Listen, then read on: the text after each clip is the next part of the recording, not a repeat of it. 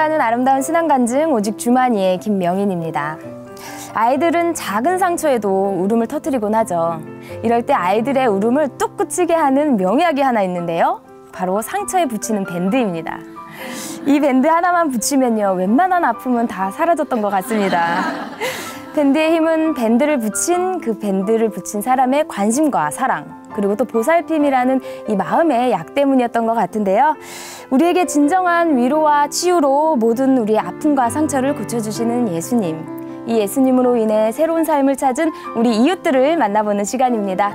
삶으로 열어가는 아름다운 신앙간증 프로그램 오직 주만이. 오늘도 아름다운 믿음의 간증들이 준비되어 있습니다. 그 전에요, 이 자리 벌써 은혜롭게 채워주신 분들과 인사 나눌게요. 춘천 한마음교회 성도님들입니다. 반갑습니다.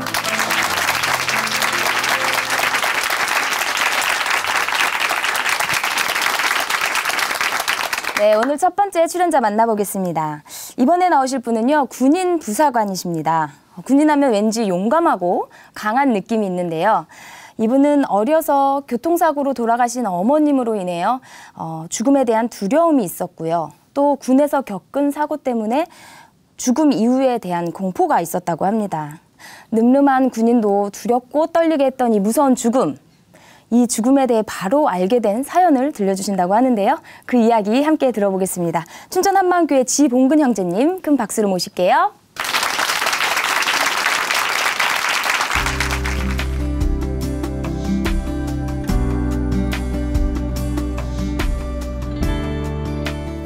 안녕하세요. 춘천 한마음교회 지봉근입니다.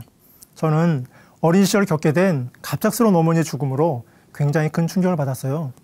저의 인생에 있어서 가장 의지가 되어주었던 어머님이 계시지 않다는 사실은 저를 매사에 주눅들게 하였고 자신감이 없게 만들었어요. 하지만 부활하신 예수님을 믿고 기쁘고 자신감 있고 당당하게 살게 된 간증을 나누려고 합니다. 제 인생에서 가장 큰 슬픔은 어릴 적 어머니의 죽음이었어요. 참 억척스러우셨던 어머니께서는 그날도 밭일을 하시고 돌아오시는 길이었어요. 저녁해가 뉘엿뉘엿 질 무렵 걸어서 오시던 어머니는 오토바이와 부딪히는 사고를 당하신 거예요. 어린 저에게 어머님의 교통사고는 다시는 생각하고 싶지 않을 만큼 너무나 끔찍했어요. 병원에 실려가셨지만 이미 가망이 없다고 판단되었는지 병원에서는 어머니를 집으로 돌려보냈어요. 이튿날 학교에서 돌아보니 어머니는 돌아가셨어요. 어머니의 죽음은 슬픔뿐만 아니라 죽음에 대한 공포와 두려움까지 주었는데요. 교통사고로 돌아가신 그 당시 어머니의 모습은 너무나 끔찍하고 무서웠어요.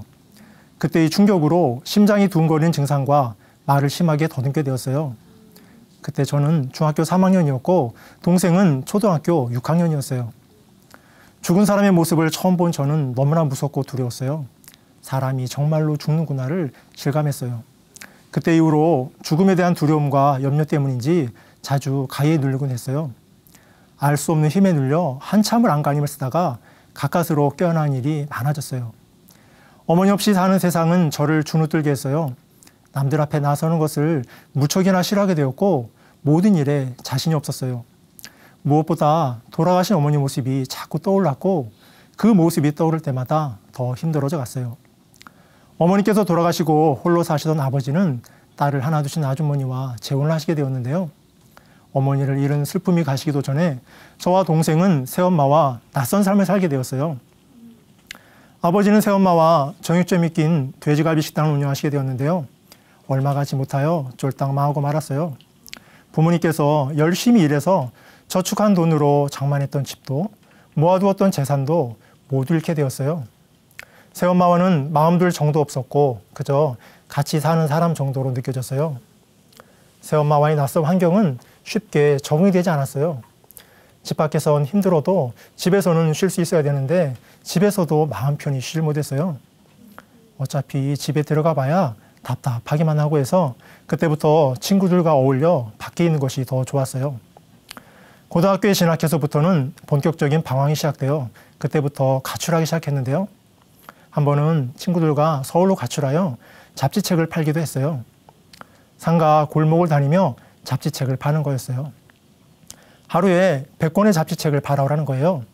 그러면서 이렇게 하면 잘 팔 수 있을 거라며 노트를 한 권 주더라고요. 거기에 이렇게 써 있었어요. 안녕하세요. 혼자 힘으로 공부하는 학생입니다. 가사에 어려움이 많으시겠지만 한 부 팔아주시면 제가 공부하는 데 큰 도움이 되겠습니다. 한 부만 팔아주세요. 열심히 연습을 하고 잡지책을 팔러 갔어요. 하지만 남들 앞에 나서는 것을 무척이나 싫어했던 저는 말까지 더듬더라 죽을 맛이었어요. 100권을 팔기는커녕 10권도 채 팔지를 못했어요. 결국 일하던 곳에서 너무나 적응하기가 힘들어 모두가 잠든 새벽에 그곳을 몰래 빠져나오게 됐습니다. 그렇게 어둡고 암울했던 고교 시절을 보내고 대학 진학에 실패한 후 작은아버지의 권유로 부사관을 지원하게 되었어요. 힘든 훈련을 마치고 첫 발령지로 오게 된 곳이 춘천이에요. 못 모르고 시작한 군생활은 생각보다 힘들고 외로웠어요. 남들은 군생활을 하면 소심했던 성격도 고쳐지고 씩씩해진다는데 저는 그렇지 않더라고요. 그러던 중 저를 더 소심하게 만든 사건이 생겼어요. 군용 트럭을 타고 가다가 죽을 뻔한 일이 생긴 거예요. 부대에서 쓰레기 매입자로 가던 중 운전병의 운전 미숙으로 차량이 낭떠러지로 구르고 말았어요. 정말 짧은 순간에 생긴 사고였습니다. 차량이 구르던 순간 죽음에 대한 공포가 엄습해오는데요. 그 순간 이제 나는 죽는구나. 지금 이렇게 죽으면 안 되는데 라는 생각과 함께 수많은 생각들이 스쳐 지나갔어요.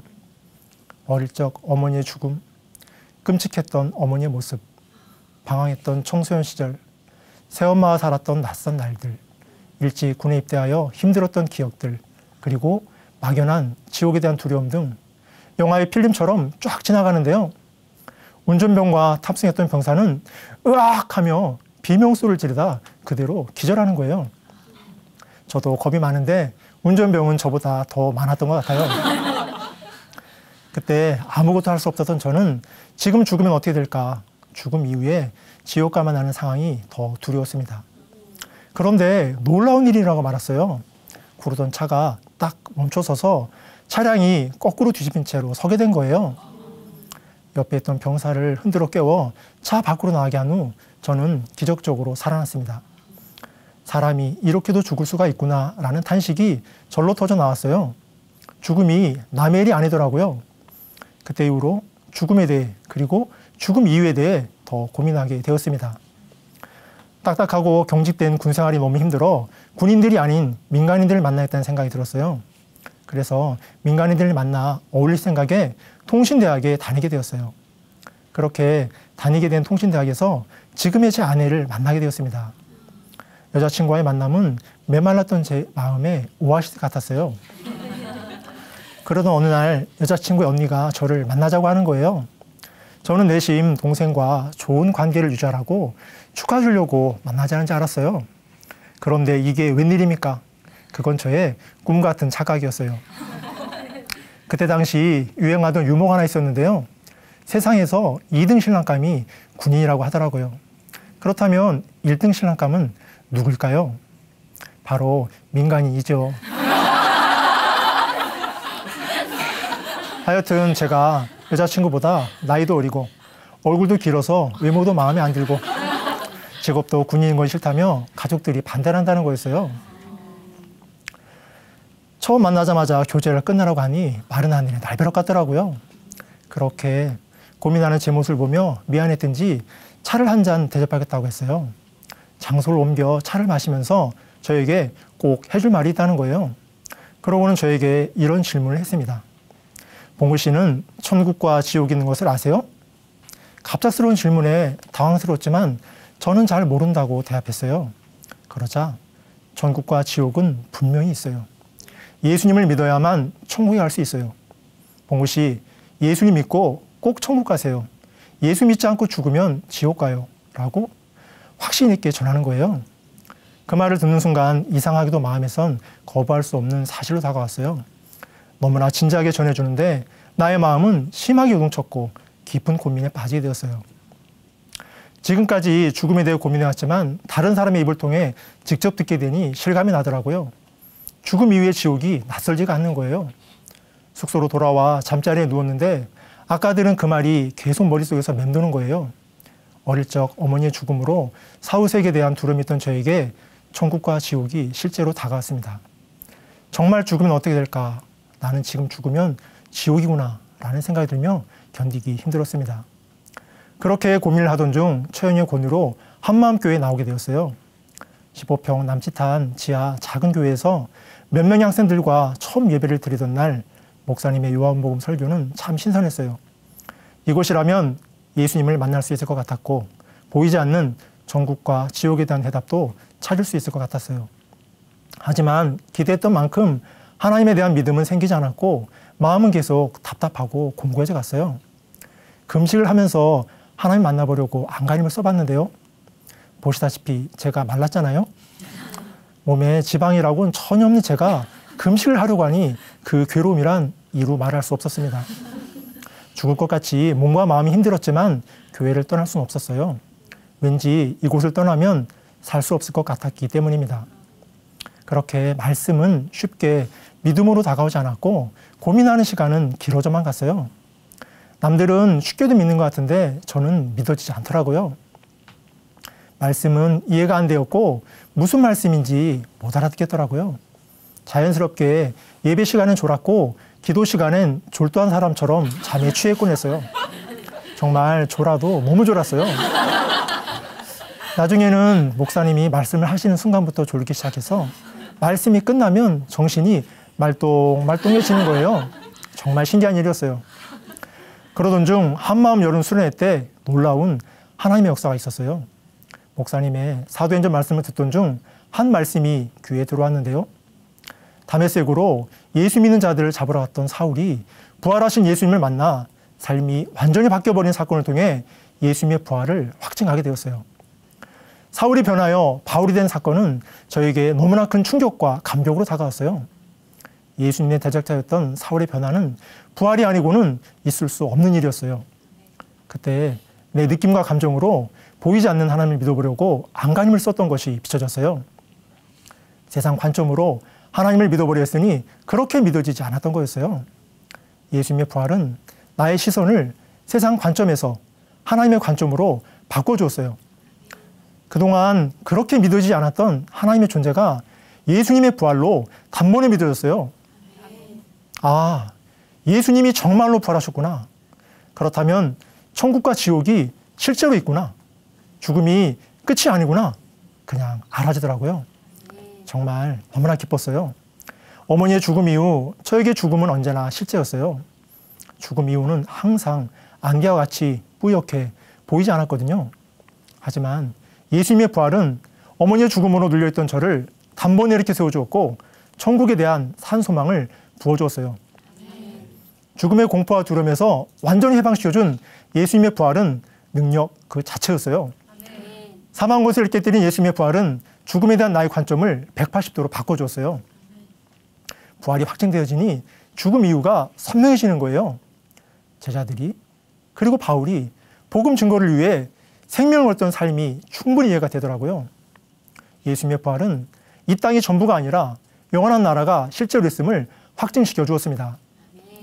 그동안 내가 그렇게 두려워하고 염려하며 살았나를 생각해보니 예수님을 믿지 않아서 그랬구나 금방 알겠더라고요. 염려와 두려움은 제가 해결할 수 있는 문제가 아니었어요.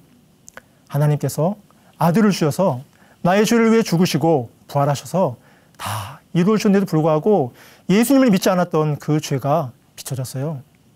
다른 것이 아니라 하나님께 회개될 죄는 예수님을 믿지 않고 내가 주인된 바로 이 죄였어요. 어떻게 이렇게까지 살아왔는지 죄가 비춰지니 하나님께 너무나 죄송하더라고요. 제가 죄인입니다. 저를 떠나서 됐던 베드로의 고백처럼 부활하신 예수님 앞에 서게 되니 저는 죄인이었습니다. 예수님 믿지 않고 살았습니다. 제가 제 인생의 주인이었습니다. 예수님 믿지 않는 죄를 회개했습니다. 그리고 부활하신 예수님을 나의 주로 영접했습니다. 부활하신 예수님을 마음의 주인으로 영접하고 난 후 모든 염려를 주님께 맡겨드리니 저는 새로운 사람으로 거듭나게 되었어요. 답답했던 마음은 뻥 뚫리고 감격과 기쁨이 몰려왔어요. 만나는 사람마다 부활하신 예수님을 전했는데요. 하나님께서는 제가 입술을 벌려 담대히 전도할 때마다 모든 말씀들이 생각나게 하셨어요. 제가 원래 사람들에게 먼저 말을 걸고 그런 성격이 아니거든요. 예수님의 부활이 확증되어지니 나의 소심했던 성격에서 나왔던 부끄러움과 쑥스러움이 그냥 사라지더라고요. 성격이 불같아서 가까이 하기 어려웠던 장인어른씨께도 부활의 복음을 전해드렸는데요. 예수님을 영접하신 후 지금은 장인, 장모님 두 분 다 매주 교회에 나오십니다. 할머니께도 부활의 복음을 전해드렸는데요. 예수님을 영접하신 할머니는 천국에 가셨습니다. 그리고 몇 개월 후 중고등부 겨울 수련회가 있었는데요. 그때 여러 가지 문제를 가지고 온 아이들에게 이 복음을 성령의 권능으로 큰 확신 가운데 전했어요. 눌리고 혼미했던 아이들이 살아나고 예수 믿지 않는 죄를 회개하고 예수님을 주로 믿는 놀라운 일들이 일어났어요. 아, 이 복음이면 되는구나. 모든 문제의 해결은 죄를 회개하고 부활하신 예수님을 주인으로 믿는 거였습니다. 계속해서 제 삶에는 놀라운 일들이 일어났어요. 고향에 갈 때마다 예수 믿기 전 아프고 어두웠던 과거의 상처들이 생각나 가기 싫었었는데요. 이제는 영혼을 살릴 복음을 들고 가는 발걸음이 되니 기쁘게 달려갑니다. 평생 조상의 묘를 신앙처럼 지키시며 제사를 모시며 사셨던 아버지께도 복음을 전해드렸는데요. 부활하신 예수님을 마음의 주인으로 영접하셨습니다. 불교를 고집하며 예수 얘기는 입 밖으로도 내지 못하게 하셨던 외할머니도 부활하신 예수님을 마음의 주인으로 모신 후 지금은 천국을 소망하며 살고 계십니다. 제가 아내를 만나 연애를 할 때면 경자씨! 하며 첫말을 떼기가 무척이나 힘들었어요. 그렇게 심하게 말을 더듬고 남들 앞에 나서는 것도 무척이나 싫어했었는데요. 부활하신 예수님이 나의 주인 되어주시니 말을 더듬던 모든 것이 온데간데 없이 사라지고 사람들과도 잘 어울리고 기쁘게 교제하는 사람이 되었습니다. 제가 직업이 군인이잖아요. 인생의 가장 황금기인 젊은 시기에 군 생활을 통해 예수님을 만나게 되면 얼마나 좋을까 생각하며 전도합니다. 한 사람이 변하면 그 주변이 변하고 사회가 변하잖아요. 전국에서 모여든 병사들이기에 이들이 복음의 군사가 되어 전역하게 되면 얼마나 좋을까 생각하며 씨를 뿌리는 마음으로 간절히 전합니다. 의외로 병사들 중에는 마음이 낮고 복음을 들을 준비된 자들이 많음을 봅니다. 한 번은 한 병사가 얼굴이 너무나 어두워 보이는 거예요. 이제 막 군생활을 시작한 병사였는데요. 너 왜 그렇게 얼굴 표정이 어둡냐 물어보니 군생활이 막연하고 두려워서요 라고 대답을 하더라고요. 저에게는 해결책이 있잖아요. 주저없이 병사에게 죽음을 이기시고 부활하신 예수님을 전했어요. 예수님을 주인으로 영접한 후 밝아진 모습에 감사가 되었습니다. 오직 복음만이 모든 문제를 해결하고 자유케 하는 능력임을 경험할 수 있었습니다. 인생 가운데서 예수님을 만나는 것보다 더 중요한 것이 없음을 전할수록 느끼고 있어요. 얼마 전에는 매주 교회 지들과 함께 소년원에 들어가 복음을 전했는데요. 어릴 적 방황했던 제 모습이 떠올라 만난 아이들마다 부활하신 예수님을 간절하게 전해줬어요. 아이들이 예수님을 통해 영원한 생명을 얻고 이 땅에서도 기쁨의 삶을 살기 소원하며 전했는데요. 세상에서 힘들어하며 마음이 굳어져 있는 아이들이지만 이 복음이면 아이들이 변할 수 있겠구나라는 큰 확신과 소망이 생깁니다. 인생을 그리 오래 살지 않았지만 전도자의 고백과도 같이 인생이 헛되고 헛된 것이라는 생각이 많이 들어요. 하지만 부활하신 예수님을 만나고 회개하고 주인으로 모신 자에게는 영원한 생명과 하나님의 자녀라는 놀라운 축복을 주셨는데 어찌 전하지 않을 수 있겠습니까? 내게 어떻게 이러한 일이 일어났는지 또 이러한 사람이 되었는지 뒤돌아보면 너무나 놀라울 뿐입니다. 부활을 통해 예수님이 하나님이신 것을 확실히 믿게 되었고 또 다른 사람들에게 이 기쁜 소식을 전하는 부활의 증인으로 살게 되었습니다. 처음 저에게 복음을 전해주었던 처형은 오랜 투병생활 끝에 먼저 천국에 갔어요. 예전에는 어린 두 자녀를 두고 먼저 떠난 처형이 참 안 됐다는 생각을 했었는데요.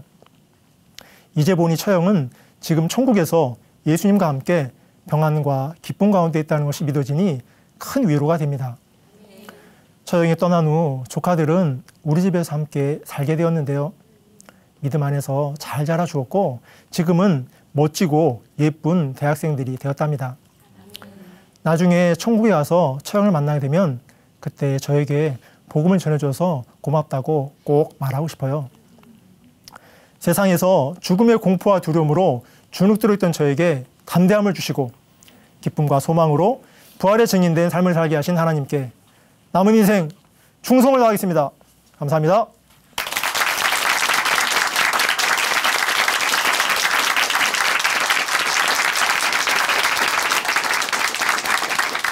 네, 간증 감사합니다. 하나님께서 예비하신 아름다운 경자씨를 통해 부활하신 예수님을 만나게 되셨는데요.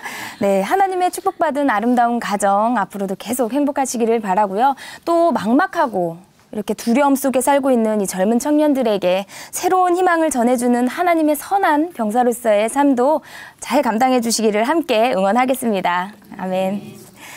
아름다운 믿음의 고백으로 하나님의 은혜를 나누는 오직 주만이 두 번째 출연자 만나보겠습니다. 이번에 나오실 분은요. 사람 좋고 오지랖 넓은 착한 사람입니다. 그러다 보니 여기저기에서 이용을 당하고 마음의 상처를 많이 받았다고 하는데요. 그렇게 쌓이고 쌓인 상처로 조울증 진단을 받고요. 정신병원에까지 입원하게 되었다고 합니다. 퇴원 후에도 사람들이 싫어서 술에 빠져 살았는데요. 술 없이 못 살던 이분이요. 이제는 예수님 없이는 못 사는 분으로 바뀌었다고 합니다. 그분 함께 만나보겠습니다. 춘천 한마음교회 유현미 자매님 어서 나와주세요.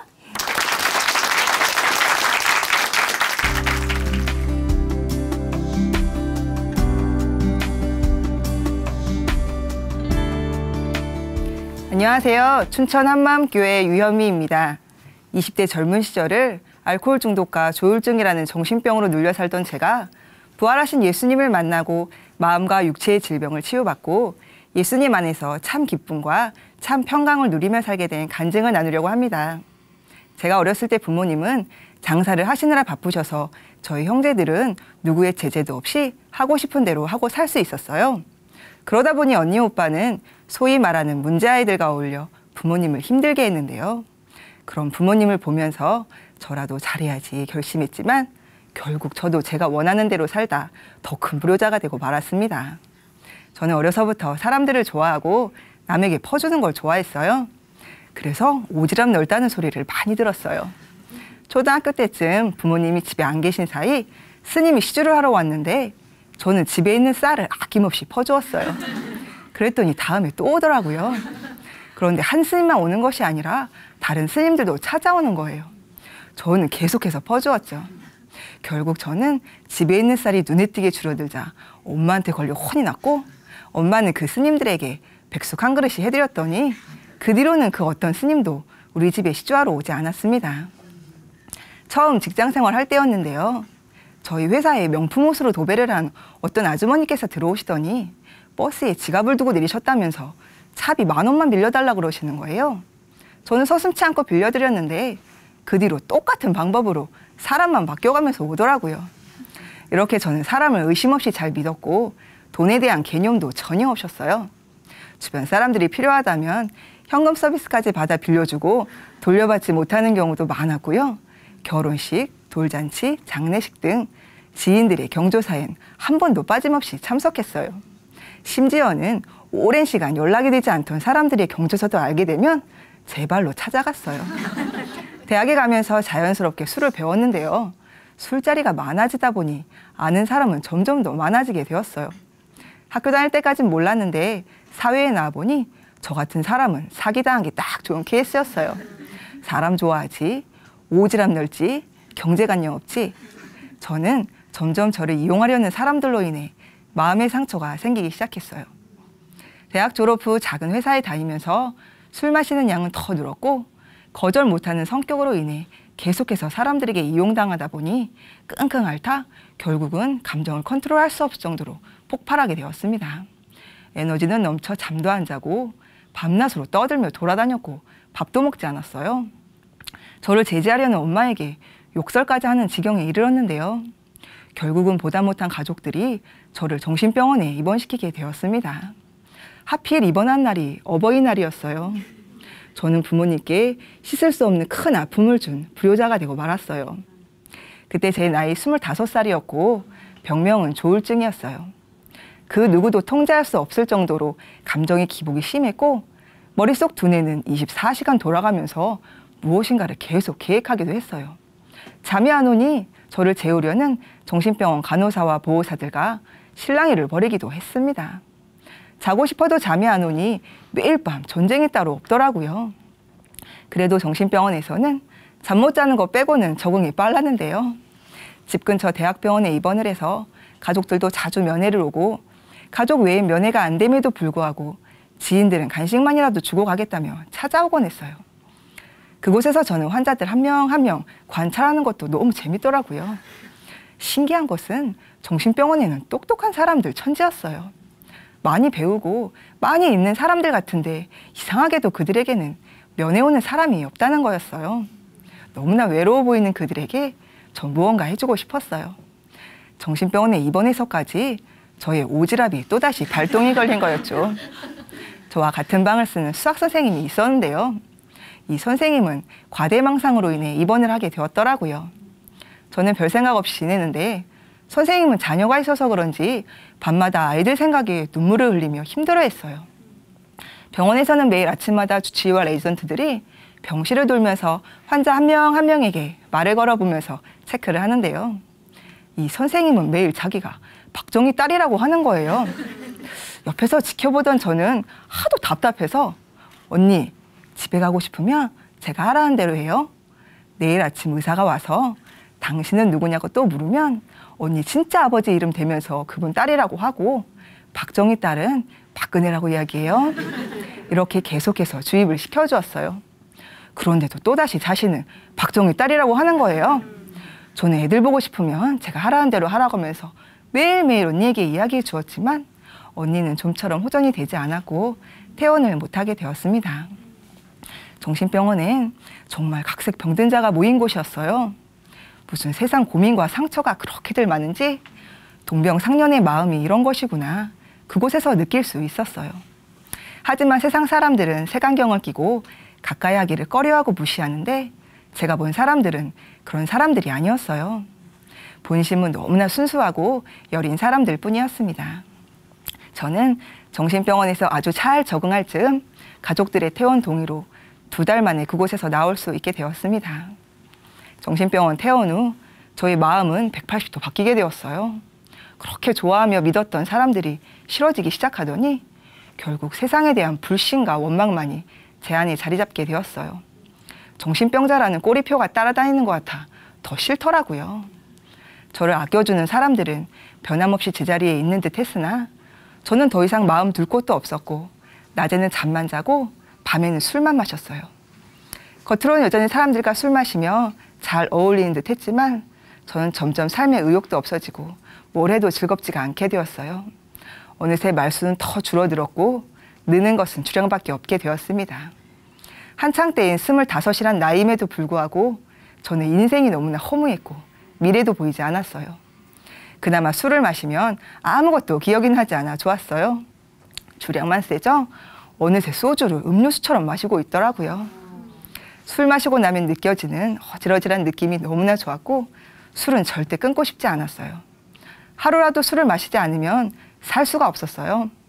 맨정신으로 있다 보면 생각만 복잡해지고 견디기 힘들더라고요. 저는 그렇게 하루라도 술이 없으면 살 수 없는 지경에까지 이르게 되었습니다. 이런 저를 찾아 엄마는 새벽마다 술집 이곳저곳을 헤매고 다니셨어요. 저는 심지어 신발만 몰래 들고 도망 나와 술집을 가기도 했고요. 짝짝이 신발을 신고 나온 적도 있었어요. 어느 날은 서울에서 술을 마시다 막차를 타고 집에 오는데요. 소변은 마려운데 고속도로에서 내릴 수 없으니 미치겠더라고요. 결국 동네에 도착해서 버스 문이 열리는 동시에 저희 긴장도 풀리고 버스 계단을 내려오면서 바지에 실내를 하고 만 적도 있었습니다. 저는 특히 개천가요 포장마차를 좋아했는데요.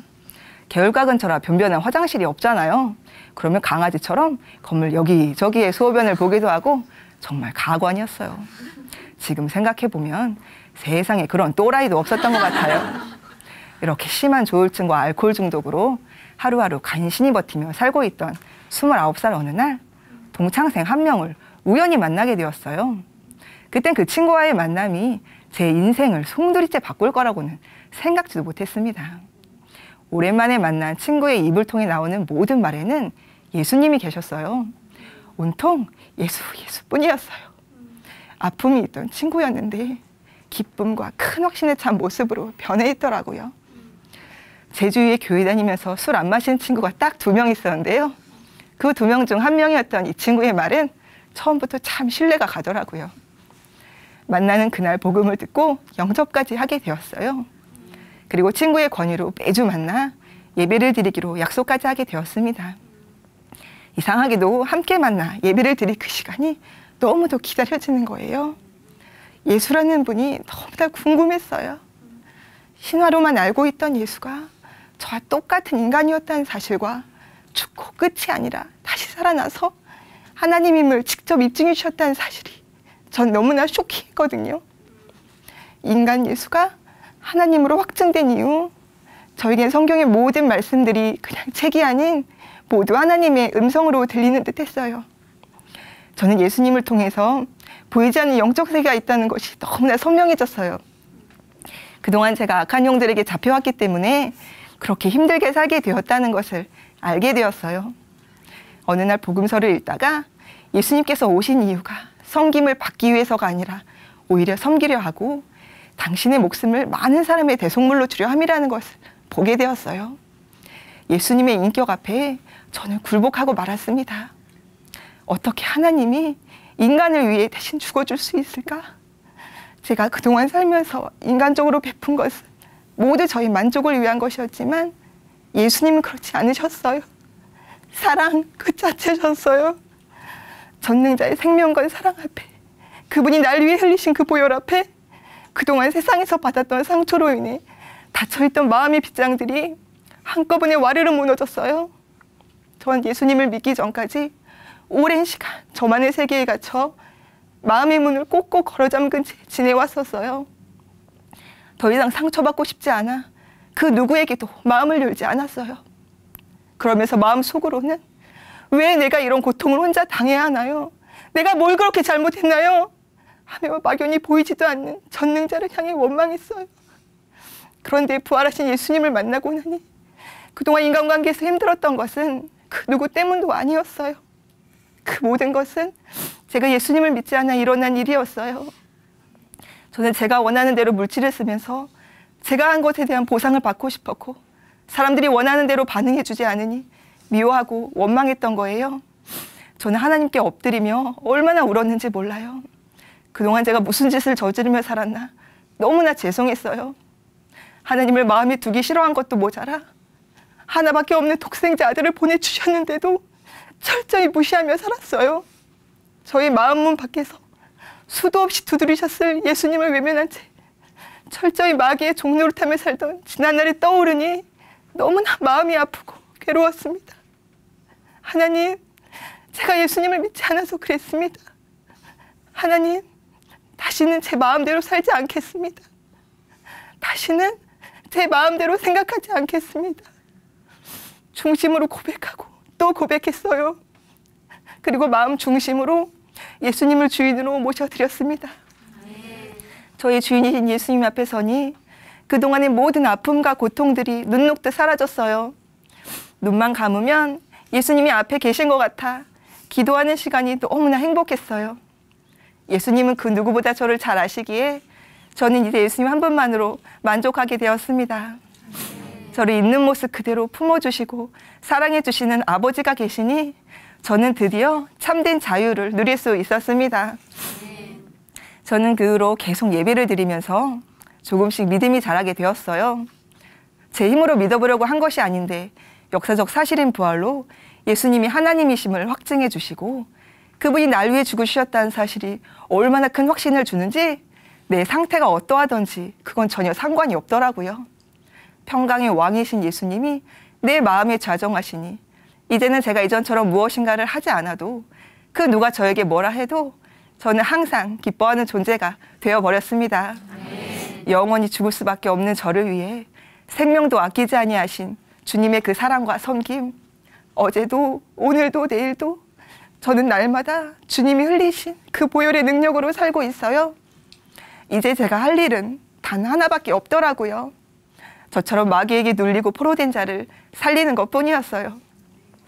전 예수님을 주인으로 믿고 난 뒤 많은 것이 변화되었어요. 우선 그렇게 좋아하던 술이 즉시로 끊어졌어요. 옆에서 아무리 유혹해도 지금까지 단 한 번도 넘어가지 않게 되었어요. 남들은 술 끊었더니 친구도 끊어졌다고 하는데요. 저는 감사하게도 친구들이 그대로 남아 있습니다. 친구들도 술독에 빠져 도저히 헤어나오지 못할 것 같던 제가 빠져나온 그 자체로 좋은가 보더라고요. 말 주변도 없고 성경 지식도 없는 제가 전도를 하기 시작했어요. 전도를 하다 보니 이것저것 물어오는 사람들에게 제 대답은 항상 똑같았어요. 미안해, 난 그런 거 몰라. 예수님이 부활한 거밖에 몰라. 궁금한 거 있으면 따라와. 이런 식으로 전도하였고 한 명 한 명 작은 교회 예배로 인도하게 되었어요. 한 명, 두 명 모이기 시작한 예배에 인원이 점점 늘어나자 저희는 예배 장소가 시급해졌어요. 사장님은 회사에서 예배를 드릴 수 있도록 허락해 주셨고 매주 한 번씩 저희 사무실은 예배당이 되었어요. 혹 예배 드리는 날 야근하려는 직원이 보이면 일찍 퇴근할 수 있도록 열심히 도와드렸어요. 그 후로 직원들을 잘 섬겼고 모두에게 복음도 전할 수 있었어요. 예전엔 작은 회사라고 창피했고 불평했었는데요. 이제는 주를 위해 뛸 수 있는 공간을 허락하심에 감사할 뿐이며 직장 상사에게도 죽게 대하듯 마음을 다해 섬기면서 최선을 다해 일하고 있어요. 또한 저의 변화로 인해 마음이 열린 가족들 모두 예수님을 영접하게 되었어요. 말이 없던 제가 복음을 전하니까 처음에 술 취했냐고 하더라고요. 특히 엄마는 저의 변화된 모습을 보시고 이제야 귀여운 막내딸로 돌아왔다고 하시며 가장 기뻐하셨어요. 또 주변 사람들이 힘들다고 하시면 엄마는 교회 가보라고, 교회 가면 변할 수 있다고 하시며 제사도 즉시로 끊으시고 저의 가장 든든한 지원자가 되어주셨습니다. 또 친언니가 사는 아파트에는 작은 교회가 세워져 매주 예배도 드릴 수 있게 되었고요. 저와 오랜 시간 교제를 한 남자친구가 있었는데요. 그동안 저의 술주사로 마음고생이 심했던 친구였어요. 이제 제가 술 끊어서 살만한가 싶더니 이제는 술이 아닌 교회에 빠져 산다고 더 마음고생이 심했나 봐요. 하지만 믿음은 들으면서 난다고 계속 교회를 따라오더니 어느새 말씀이 들어가고 교회 설거지도 하면서 주님께 순종하는 자로 변해 있더라고요. 지금은 저희 남편이 되어 함께 주를 위해 전진하고 있어요. 또 교회 카페에서는 매주 커피를 만들며 주님의 사랑으로 지체들을 섬기고 있어요. 그리고 오지랖 넓은 성격으로 이 사람 저 사람 챙겨주면서 이것저것 할 줄 아는 게 많다 보니 이것이 은사로 발휘되어 유년부 총무일도 맡겨주셨습니다. 이렇게 기쁘게 살고 있던 어느 날 친구 한 명이 이런 말을 하더라고요. 야, 예수 믿으면 마음이 편해서 너처럼 다 뚱뚱해지냐? 와, 뚱뚱한 것도 속상한데 제가 예수님 얼굴에 먹칠한 것 같아 더 마음이 상하더라고요.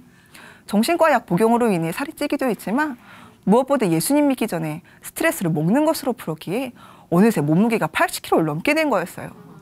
살면서 먹는 것이 문제될 거라고 생각해 본 적이 없었어요. 그런데 먹는 것 자체가 문제가 아니라 무분별한 식탐이 문제였고 건강관리 안 한 것이 문제였던 거예요. 예수님이 주인이 아니니 디스크까지 걸렸는데도 운동도 안 하고 먹기만 하면서 누가 뚱뚱하다고 하면 속으로 욕을 했던 거예요. 하나님께서는 그런 저를 회개케 하셨고 내 몸이 내 것이 아니고 주님이 계신 성전임을 깨닫게 해주셨어요. 성령께서는 절제할 수 있는 힘을 주셨고 다른 것이 아닌 식이 조절만으로 5개월 만에 몸무게 25kg 이상을 뺄 수 있게 하셨어요. 예수님이 제 몸의 주인이시니 주님께서 주신 몸을 건강하게 관리할 수 있게 된 거예요. 얼마 전엔 회사에서 건강검진을 받았는데요. 직원 중에서 제가 제일 건강하게 나왔더라고요.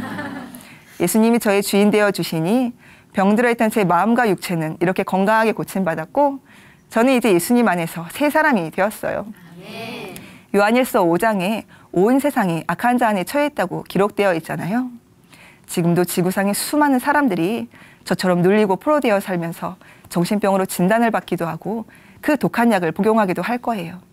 사실 정신과는 재발이 심하다고 해 오랜 시간 약을 복용케 하는데요. 그러나 계속 복용한다고 해도 근원적인 것이 해결될 수는 없는 것이고 끊게 된 후에는 비슷한 증상만 나타나도 불안해해 다시 약을 복용하게 하는 것을 정신병원에 있을 때 많이 보았어요. 저는 예수님을 믿고 난 뒤 빠른 시일 안에 병원에서 완치 판정을 받았고 약도 금방 끊게 되었어요. 조울증은 재발이 더 심한 편인데 저는 지금도 재발이 될 거라는 의심은 0.001%도 하지 않고 10년 동안 잘 살고 있어요. 평강의 왕이신 예수님이 제 마음의 주인이시니 못 고칠 병이 없는 거예요. 이제 저는 제 마음에 모든 막혀있던 인간관계가 뚫리고 그동안 저를 올가매던 정신병에서 완전히 해방되어 더 이상 사람과 환경에 따라 감정이 좌지우지하지 않게 되었고 사람들의 반응과 상관없이 항상 기쁘게 사는 자가 되었습니다. 예수님을 믿기 전 세상에 믿을 사람 없다며 마음의 문을 닫고 살던 제가 이제는 예수님을 주인으로 믿고 지극히 작은 자에게 한 것이 예수님께 한 것이라는 말씀 붙들게 되니 저의 오지랖이 아닌 예수님의 사랑으로 한 영혼 중심으로 섬기게 되었습니다. 저는 이제 더 이상 사람을 통해 보상받으려 하지 않아요. 예수님께서 약속하신 영원한 상이 더 소망되니까요. 가장 아름다워야 할 20대를 제멋대로 살다가 정신병원까지 갔던 저의 몸과 마음을 고쳐주신 예수님을 날마다 찬양하며 이제는 주님께서 주신 복음 전하는 사명을 붙들고 눌리고 포로된 자를 살리며 전진하겠습니다. 감사합니다.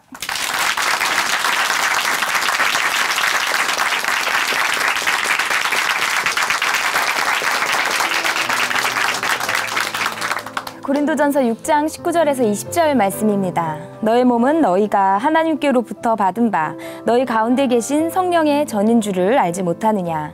너희는 너희 자신의 것이 아니라 값으로 산 것이 되었으니 그런즉 너의 몸으로 하나님께 영광을 돌리라. 아멘. 네. 마음의 상처로 술과 담배 이렇게 스스로 무너뜨리던 삶에서요, 예수께서 값주고 사신 이 거룩한 성전으로 거듭난 자매님의 모습, 이렇게 회복되시고 새롭게 되심을 참 진심으로 감사드리고 축하드립니다. 네, 앞으로도 계속 거룩한 성전으로 하나님께 영광 돌리는 아름다운 자매님의 모습 되시기를 응원하고 기도하겠습니다. 네. 하나님으로 인해 변화한 삶의 고백이 있는 간증 프로그램 오직 주만이, 오늘은 여기까지입니다. 네, 은혜 많이 받으셨나요? 네. 지금까지 함께해 주신 친전한마음교회 성도님들 그리고 시청자 여러분 감사드립니다. 네, 오늘도 찬양으로 이 시간 마무리하겠습니다. 찬양해 주실 분은요, 조서연 자매님이시고요. 함께할 찬양은 다시 일어섭니다 입니다. 네, 오늘도 참 주인 되신 우리 예수님과 동행하는 멋진 하루 보내세요. 감사합니다.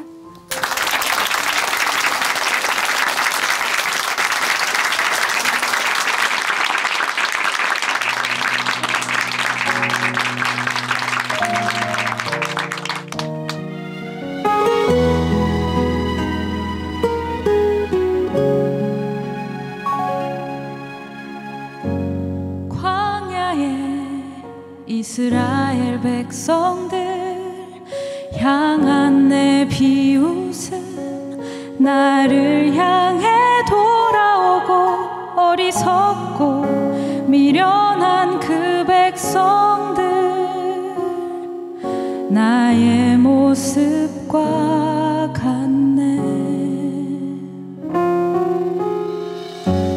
찢기고